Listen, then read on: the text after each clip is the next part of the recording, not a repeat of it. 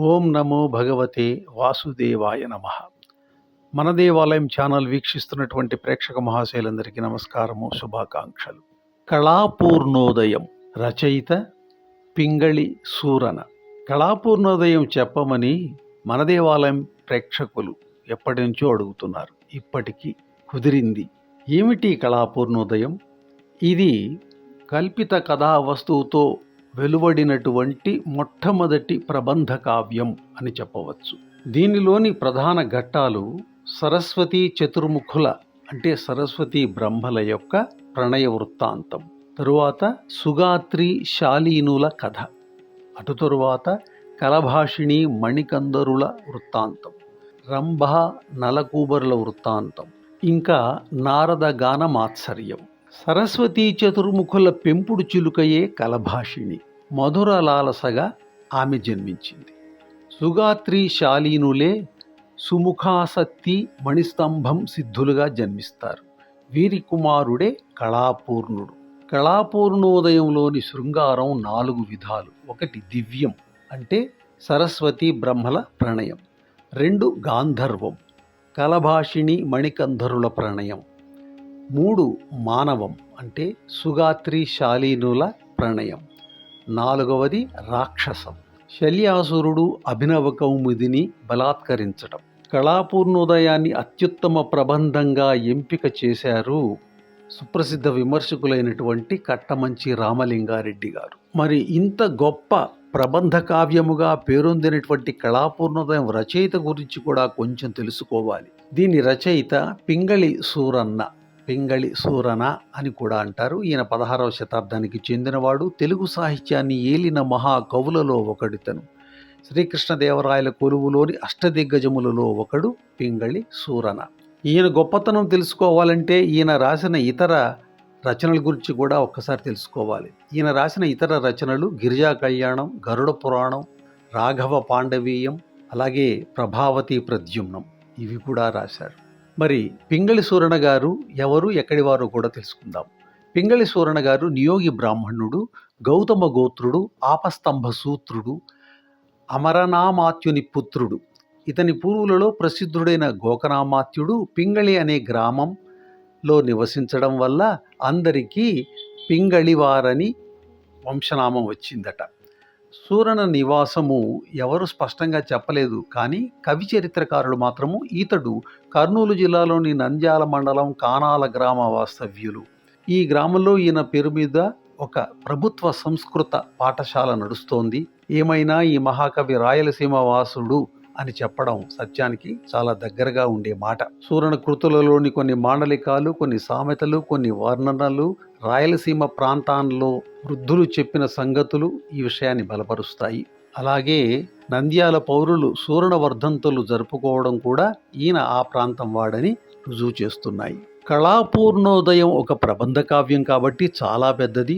అదంతా ఈ కాలంలో వాళ్ళు చదవలేరు. కానీ ఏ కాలం వాళ్ళనైనా ఉర్రూతలూగించే కథా వస్తువు మాత్రం ఇందులో ఉంది. అందుకే ఈ కాలం వాళ్లకు అందించాలని మేము అనుకుంటున్నాము. కాబట్టి మీ అభిప్రాయాలను, ముఖ్యంగా ఈ తరానికి చెందిన వాళ్ళు తమ అభిప్రాయాల్ని తెలియజేస్తే చాలా సంతోషంగా ఉంటుంది. వీలైనన్ని తక్కువ భాగాల్లో దీన్ని పూర్తి చేస్తాము.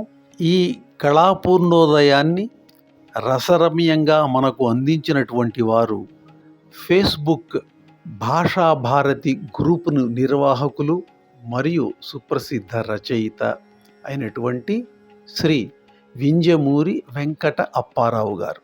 వారికి అనేక కృతజ్ఞతాభివందనాలు. కళాపూర్ణోదయం మొట్టమొదటి భాగానికి స్వాగతం.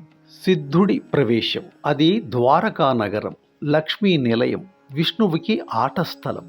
సముద్రుడి తొడ మీద కూర్చుని ఉన్న అతని కూతురా అనిపిస్తోంది ద్వారక. అంత చక్కటి భాగ్యవంతమైన ద్వీపం, ఎత్తైన బంగారు మేడలతో నిండి ఎవరం గొప్పో తేల్చుకుందాంరా అని స్వర్గంలోని అమరావతిని కొంగు పట్టుకులాగుతోంది. ఆహా! ద్వారకకు 4 వైపులా రైవతకం మొదలైన పర్వతాలు స్తంభాలైతే ఆకాశం వాటి మీద పరిచిన చలువరాతి కప్పు. ఓహో! వరుణదేవుడి పట్టణంలోని మేడలు వచ్చి ద్వారకలోని మేడలకి సాష్టాంగ నమస్కారాలు చేస్తున్నాయా అన్నట్టుంది సముద్రంలోంచి వచ్చి ఒడ్డున ఆగిపోయి కెరటాల నీళ్లలో ద్వారక మెడల నీడలు పడుతుంటే. ఓహోహోహో!